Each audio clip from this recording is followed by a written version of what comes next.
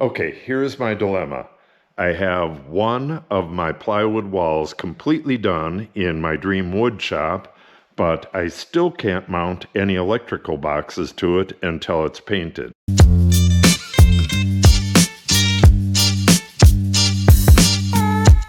I'm going to start right behind this service entrance panel. What I need to do is disconnect the screws and pull this panel forward a little bit. I need to disconnect this box. This is a temporary box, and somehow fasten it to the cabinet so it's going to stay that way for a while. And then I'll paint behind the box as far as I can reach in there. Then I can get the box permanently screwed to the wall. Until I get that done, I can't do anything in this area. I also have problems getting behind this hydrant, and painting this area is going to be a little bit of a challenge as well. The rest of this is pretty straightforward.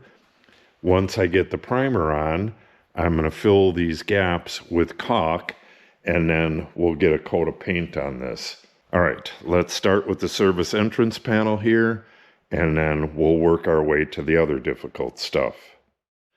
Okay, I shut off the power, took the box off the plywood, and then rigged it up with some zip ties like this.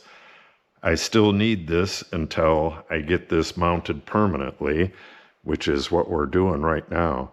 So I'm going to go to the pedestal and turn off the power, and then disconnect this box from the plywood, tip it out a bit, and then screw it in place like that. Then we'll get the area behind this primed and painted, and then we'll finally be able to affix this permanently to the wall with some big heavy screws. So let me run out to the pedestal and turn the power off for a little bit, and then we'll get right back at this. I already got it kind of masked off down there and ready to go. So yeah, let's get that power turned off and get going on this. Okay, I've made a lot of progress here, but I haven't been able to film because my heater is just so loud. I keep waiting for it to cut off, and then I forget that I need to film. So I already got this masked off and painted, about 2/3 of the way, but this is what I shut the electricity off for. I got 2 screws in there with some washers so that it can't fall forward. They're 4-inch screws. They go into the plywood back there, and I painted behind here. Just took a piece of cardboard and wrapped it around the pipe and moved it along with where I was painting to get the conduit painted. Put a bag over the top of this and mask the bottom. Another bag over that. Didn't mask this at all. So once I get this window painted and the area right around it, I'm going to go along the floor and get that cut in. I'm going to use a piece of the siding from the building, slide that underneath it, and go along and get that cut in. Then I'll attack this with a roller. I'm not sure, I'll have to look on the can, but this is probably going to have to dry overnight. And then I don't know if I'll need to touch it up or not, or if I can go right at it with regular paint. But so far, so good. That was the hard part, getting everything shut off outside and getting this leaning away from the wall. Well, priming behind all this stuff was a pain in the butt as well, as was getting this taped up. This probably took an hour to get little pieces in there behind the wood and onto the window. But this is going to look really nice once it's done. All right, let me get back at it again, and I will come back and show you what's going on once I start getting to the bottom there. Okay, it's about 3 o'clock and I am finally finished with the cut-in of the primer. Yeah, this area right here, well, moving the box took a long time, but painting behind all this stuff and not getting it all over the stuff really took a bit of time. And this is, what is this, 36 feet long by 8 feet tall. The rolling is going to go a lot quicker, so I'm going to let this dry up for just a bit, and then I'm going to come back. I want to get this completely primed today and do any touch-up tomorrow. Once it's primed, I can go at these seams, and if I feel like it, I might cover the screw holes with caulk as well. And I got to do the windowsill and yada, yada, yada. Lots of work to do, but we have a good start to it. So I will be right back.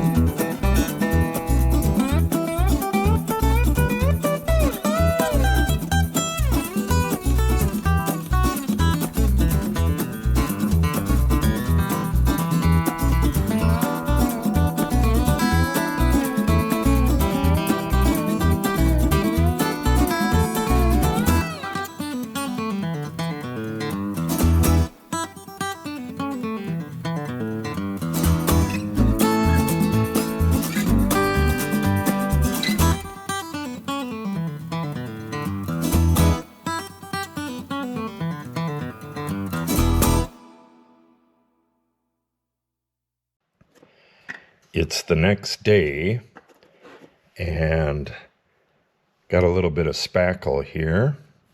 All I'm doing is filling these tiny little imperfections around the window. I will not be doing that on the walls. When I'm done with this, I'm going to start filling all of the gaps, and I'm going to fill these screw holes with caulk as well. Then I'll let that dry until tomorrow, and then we'll sand this window and get the first coat of paint on. Well, actually, it's only going to have one coat of paint, and this window opening will get 2 coats. Okay, thought I'd give you a look at the difference between the caulked part and the uncaulked part. Big difference. I want to get this done before I paint so I have a nice even color over the whole thing. This is still going to be a rough wall. I'm not going to sand this or anything. So in the end, it's just going to be a woodshop wall. But this look compared to this look, pretty big difference for just a little bit of work. I'm going to strap on the head cam real quick, and I'll do this joint right here and show you what I'm doing. Start out by filling the joint. I don't care if it's 100% full, but I want a good amount in there. I believe for the most part, these joints are full. And I found out from the first one that it's best to do about a half a joint at a time, because you're really not supposed to tool caulk, and when you do tool it, you really need to move fairly quick. All right, and then take the squeeze out and just put it on the wall. Then, hopefully I have this camera aimed right. I mash it down into the gap and then come back and fill the screw holes on the side. It's kind of like joint compound, except it actually fills the screw holes a little better than joint compound.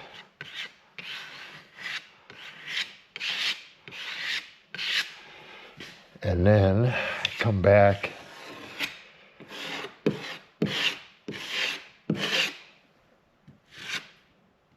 and scrape this with the knife flat on the wall. And these walls are really rough, so it's never going to be perfect, but it does look really nice.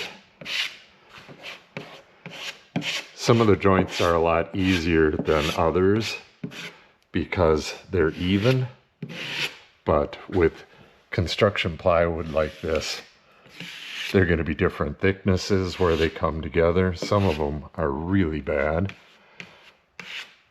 but again, this is not going to be like a cabinet. It's not going to be a finished wall. It'll be finished, but it's still going to be rough carpentry. So, fill the gap and then scrape it nice and flat right away. It's going to be hard for you to see that, I know. Get rid of any ridges because they will dry into it, and then move on with the excess. I fill the holes in the field, and again scrape with the knife flat, and then it's pretty easy to find places to use up the rest of the caulk that's on your knife.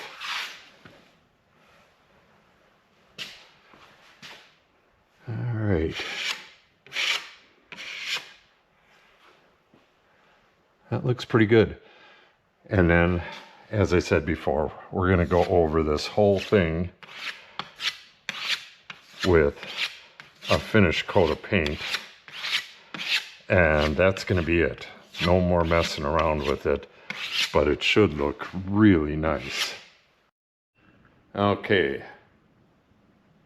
I am done with the caulking.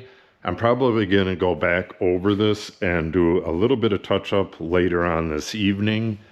There's a couple areas that I missed. Some of these big gouges, those are part of the wood, but I think I'll fill the bigger ones. Yeah, we got a screw that wasn't all the way in. Another one right here. I really don't care too much about that stuff, but I may touch that up, take the screw out or drive it in or whatever. And you could see where the caulk is now drying and it's curling in a little bit. I really don't care about that. I don't care about this either, how it's curling in inside the screw holes. I don't want this to look like drywall, and I don't want to take a huge amount of time on it, but I will go over it one more time. I'll just go over it really quick and then let this dry overnight and come back and paint it. The last tube of caulk I opened was way runnier than the rest, and I dribbled a little bit.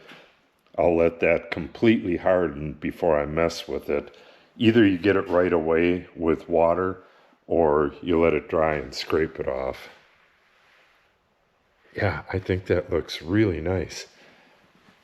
And like I said, tomorrow I'll hit this with the sander and get one coat on it first thing, and then I'll get this cut in with the paint and then come back and get the whole thing rolled. And then I'll come back after that and get one more coat in the window. Once I take the tape off, I'll caulk this edge here, and that'll be it. Then I can put this back up against the wall and move on to bigger and better things. All right, I think I'll get back with you again tomorrow when I'm painting the final coat, well, the actual paint on this wall.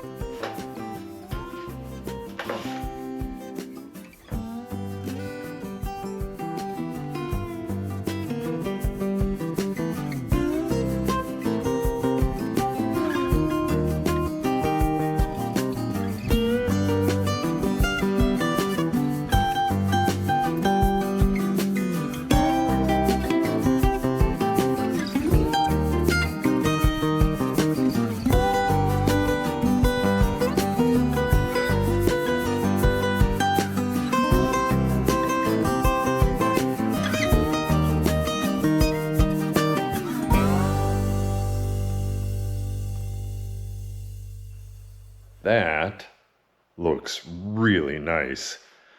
I love to have white walls in a wood shop because it reflects light so much better. We're going to have either 3 or 4 lights right above that, right above the bench, and we'll have the same thing on the other side. And then we'll have lights that are more task-oriented out in the room here. And what that'll do is the lights over this white area is going to reflect light out into the shop. And it should be nice and bright in here. So I got some darkish areas, and I have about 1/4 gallon left. I'm going to use up that 1/4 gallon on this wall and then call it done. So I'm going to have to wait 4 hours, and then I'll come back out here. I believe it's like 2 o'clock, so it'll be dark when I do that. I think I'll just get back with you when I patch up this hole and fill that gap back there, and we'll wind up this video real soon. Okay, I got one more coat of paint on this morning. It was still not quite covering. Kind of disappointed in this paint, but it is what it is. On the other walls, I'm going to use 2 coats of primer, and hopefully I only need 1 coat of paint on those. This right here, I had that hole in the conduit, and what I did was just took a splice fitting, put it on the piece of pipe, and then cut off the end right after the stop that's in there. Then I put it back on there again and took it on the table saw, got the blade up just enough and ran it in like that, cut this little piece out, and then used what was left on there. I got just enough to snap it on, and then I glued it in place. I got a bottle of water right there. I'm gonna spritz that inside that opening and take this Great Stuff pest block. I need to use this can up. I only used a little bit of it, and this is actually good for, I don't know, I think I've used it for 2-3 months. But if you don't use it for those 2-3 months, it'll probably clog up on you. But either way, I don't have another use for it, so I'm going to use it to fill that opening. And once that bulges out, I'm going to trim it flush with the wall, and then I'll probably paint this pipe at some time, but that's not going to happen soon.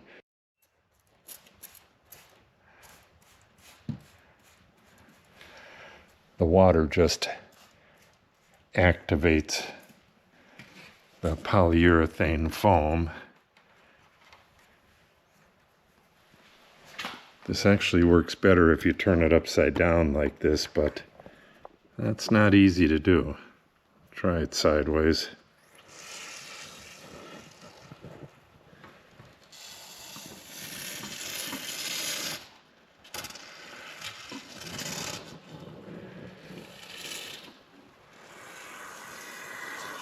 There we go. I don't want to overfill this, but I'm sure I will.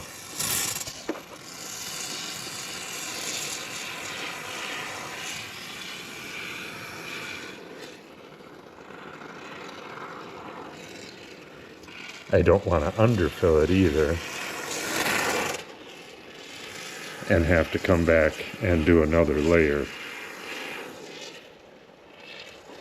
Yeah, I am definitely overfilling this, but in the end, it's not going to matter. All this stuff will get trimmed off, like I said, and I'll touch up the paint.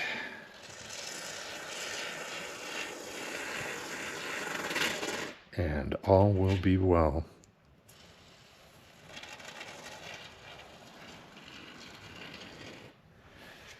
Okay, that's going to bulge all over the place. Yeah, I keep wanting to fill little stuff like that, but that's overfilled to start with. That's going to bulge all over the place. Spritz it again, and we'll leave that alone for a while. Oh, let me show you this real quick, and then I think we'll end this video right here. I'll come back probably in a short and show you this completed.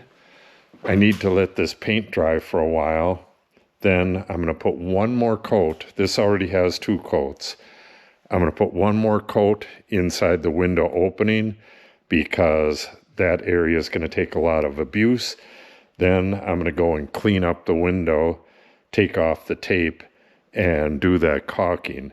And in the follow-up video, I'll just come by and show all that stuff. And once I get that trimmed, like I said, I'm going to paint the wall and probably paint the pipe. But we'll come back in another video and show all that stuff. I also need to cover up both of these holes, and then we're going to get started on this wall right away because we have the dust collection that's going to be mounted right over here. Dust collector is going to be mounted right here, and the air compressor is going to be mounted right here. At least that's what I'm thinking. I'm going to get all that stuff in place and see how it fits. And I need to see where my ductwork will hit on that wall. The dust collection system, or the head, is going to be up there, and it's going to travel over to that wall and then down to the miter saw over there, and then it's going to branch off. Where is that? Right here for the table saw, planer, and jointer. I'll show you all that stuff on the computer. I got it all laid out. I'll show you all that in a different video. Oh, and one last thing. For this 3/4 inch plywood, I used these monsters where the screws are just going to hit the plywood. That's those two right there. And the upper ones go into some 2x4 on the other side. So they have these monsters, and this box is really nice and tight. I'm going to get this stuff out of here and get a cover on this as soon as possible, but I need to know where my electric's going first. I'll put all that stuff in a new video, so make sure you subscribe and watch for that.